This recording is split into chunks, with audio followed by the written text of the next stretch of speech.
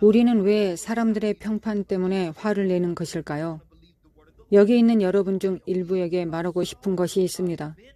사람들이 당신에게 거짓말을 하기 때문에 당신이 화가 나 있을 수도 있습니다. 미니스트리에 오신 것을 환영합니다. 왕국에 오신 것을 환영합니다. 당신의 삶에 대해 하나님으로부터 온 임무에 대해 환영합니다. 라고 사람들이 말을 합니다. 그러나 당신이 하나님으로부터 온 무언가를 하려면 지옥의 사냥개들이 당신을 대적하여 올 것이라는 걸 기억하십시오. 믿지 않는 자들에 대해 말하는 것이 아닙니다. 종교적 사람들을 사용하여 삼키려고 하는 적들에 대해 말하고 있는 것입니다. 때때로 당신이 상대하고 있는 삼키는 것은 세상에서 오는 것이 아닙니다. 삼키려고 오는 종교적 악마를 상대하고 있을 수도 있습니다. 때때로 우리는 우리의 평판 때문에 너무 흥분합니다. 사람들이 생각하는 우리가 누구인지를 보호하려고 하기 때문입니다. 주님께서 내가 너에게 부탁하는 것은 너의 성품을 잘 관리하는 것이다 라고 말씀하셨습니다. 당신의 성품은 당신이 실제로 누구인지를 나타냅니다. 당신의 평판은 사람들이 당신을 어떻게 생각하는지를 나타냅니다.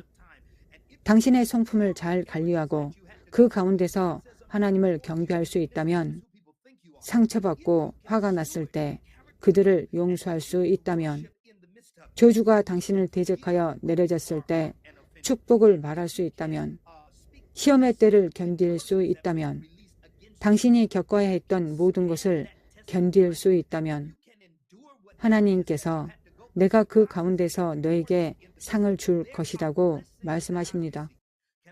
제가 받은 축복들이 있습니다. 이 모든 것으로 인하여 하나님께 영광을 돌리고 싶습니다. 제가 한 것이 아무것도 없기 때문에 자랑할 수 없지만 이 간증을 나누고 싶습니다. 제가 아무것도 하지 않고 받은 축복들이 있습니다.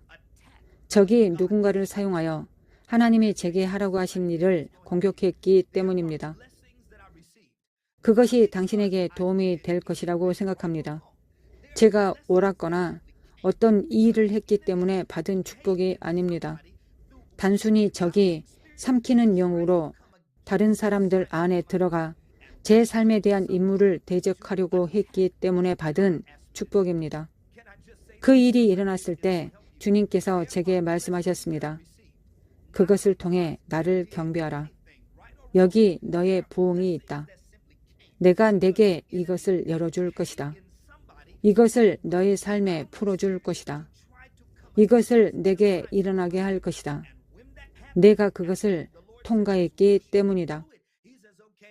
여러분 중 일부는 하나님으로부터 받을 때가 이미 다가왔다는 것을 이해하지 못합니다.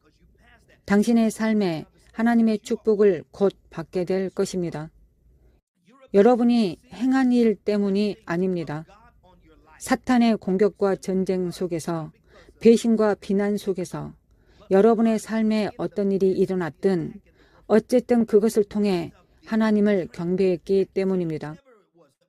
이것이 핵심입니다.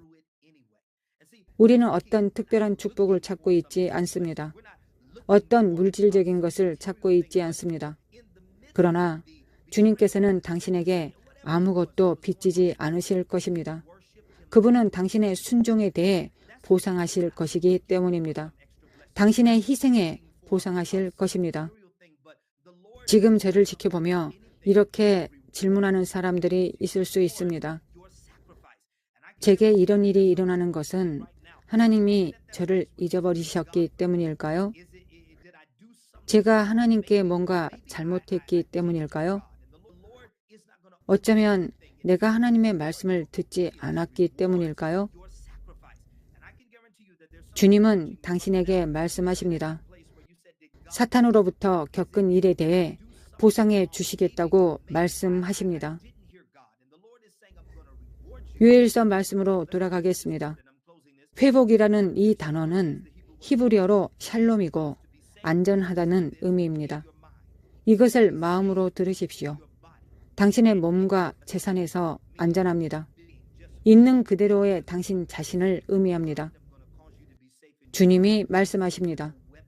내가 너의 마음을 안전하게 할 것이다. 내 몸을 안전하게 할 것이다. 당신을 대적하여 만들어진 어떤 무기도 번성할 수 없을 것이라는 의미입니다. 내가 너를 부른 그 안에서 안전할 것이다. 너는 보호받을 것이다. 이것은 주님의 말씀입니다. 이제 히브리어로 이 정의의 다른 부분을 살펴보겠습니다. 회복이라는 이 단어의 정의는 히브리어로 샬롬이고 완성되다는 의미도 있습니다. 이것을 꼭 알아두시기 바랍니다. 주님께서 내가 내게서 빼앗긴 모든 것을 회복시킬 것이라고 말씀하실 때 하나님께서 말씀하시는 것은 내가 내 삶에 관한 모든 것을 완성할 것이다 라고 말씀하시는 것과 같습니다. 내가 너의 영혼에서 시작한 것을 완성할 것이다. 내가 너의 마음에서 시작한 것을 완성할 것이다.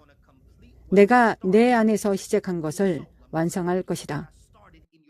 이것이 의미하는 것은 적이 당신의 회복을 대항할 때 당신을 미완성 상태로 내버려 두려고 한다는 것을 의미합니다. 여기서 여러분들을 위한 말씀이 있습니다. 적이 당신의 임무를 공격할 때 그가 하려는 것은 당신을 무너뜨리고 미완성 상태로 내버려 두려는 것입니다. 적은 모든 진행을 중단시키려고 합니다. 당신이 하고 있던 진행과 성장을 멈추려고 합니다. 당신이 시작했지만 최종 결과를 보지 못하는 정지 상태에 도달하게 하려는 것입니다. 적은 당신이 무언가를 시도하고 그것에 갇히고 멈추기를 원하고 있습니다. 하나님께서 내가 너희의 해를 회복시킬 것이라고 말씀하실 때 그분이 말씀하시는 것은 내가 이 시기 동안 너에게 말한 모든 것을 완성하실 것이라는 의미입니다. 내가 이 기간 동안 너에게 준 모든 약속을 완성할 것이다. 내가 너희의 영혼을 완성할 것이다.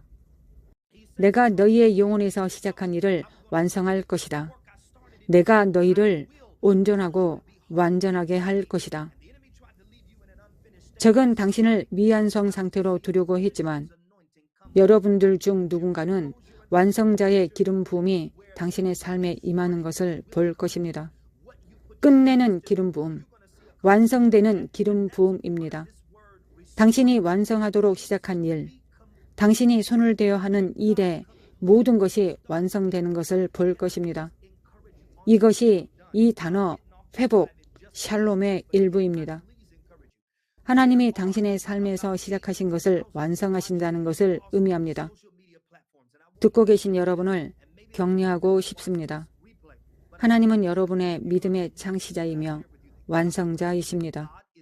여러분이 허용하기만 한다면 그분이 무언가를 시작하시고 시작하신 것을 멈추지 않으실 것입니다.